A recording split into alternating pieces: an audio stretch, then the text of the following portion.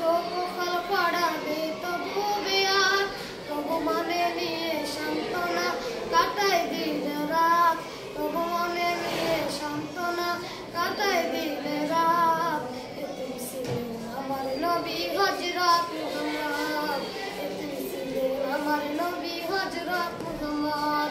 জীবন চলার